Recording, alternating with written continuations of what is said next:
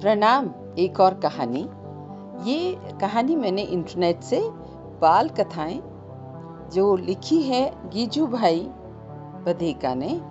कहानी बहुत ही रोचक लगी और इसका शीर्षक अपने आप में बहुत कुछ कहता है, करना हो सो कीजिए।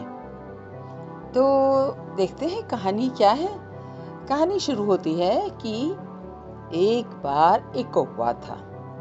वह रोज नदी किनारे जाता और बगुले के साथ बैठता। धीरे धीरे दोनों में दोस्ती हो गई।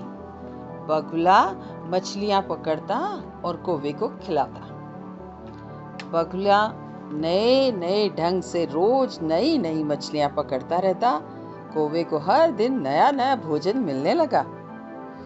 बगुला आसमान में उड़ता, ऊंचा और ऊंचा उड़ता ही जाता, पर निगाह उसकी बराबर नीचे रहती। और जैसे ही वो मछली को देखता, सरसराता हुआ नीचे आता, अपनी लंबी चोंच पानी में डुबोता और पैर ऊंचे रखकर झट से मछली पकड़ कर किनारे पर आ बैठता। कौवा ये सब देखता। उसका भी मन होता कि वह ऐसा ही करे। वह मन ही मन सोचा करता, चलूं मैं भी ऐसा ही करूं। इसमें कौन बड़ी बात है। ऊपर उड़ना, निगाह नीचे की तरफ रखना, मछली दिखते ही नीचे आना, चोंच फैलाकर पानी में डालना, औंधा सिर करके पैर ऊपर की तरफ रखना। मछली पकड़ में नहीं आएगी तो आखिर जाएगी कहाँ। सब कुछ सोच विचार कर एक दिन कौवा आसमान में उड़ा।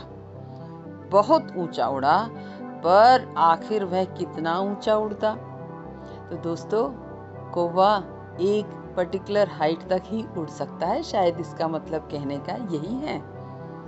इसी बीच उसे पानी में एक मछली दिखाई पड़ी। कौवा सरसराता हुआ नीचे उतरा, पैर ऊंचे रखे और चोंच नीची करके फुर्ती के साथ मछली पकड़ने झपटा, पर मछली वहां से खिसक गई और चोंच को काई में उलझ गई। पैर ऊंचे रह गए। कौवा छटपटाने लगा। ऊपर आने की बहुत मेहनत की, पर सिर तो पानी के अंदर ही अंदर डूबता चला गया। इसी बीच बगुला वहां पहुंचा। बगुले को दया आ गई। उसने बड़ी मुश्किल से कौवे को पानी के बाहर खींच निकाला। फिर कौवे से कहा, करना हो सो कीजिए और न कीजिए कग, सिर रहे सवार में ऊंचे रहे पग।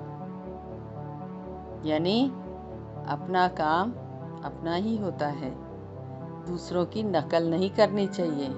उस दिन से कौवा समझ गया और बगुले की नकल करना भूल गया। तो कहने का आशय या कहने का मतलब यही है कि जो काम हमें ईश्वर ने करने की शक्ति प्रदान की है, हम वही काम करें, ना कि दूसरों की नकल करें। क्योंकि हर काम को या हर प्राणी को, हर जीव को ईश्वर ने जरूर कुछ ना कुछ अलग करने का हमको एक बहुत ही सुंदर स्किल दी है। उसका हम इस्तेमाल करें, ना कि दूसरों की नकल करें। तो कैसी लगी कहानी? धन्यवाद। आशा है आपको कहानी पसंद आई होगी।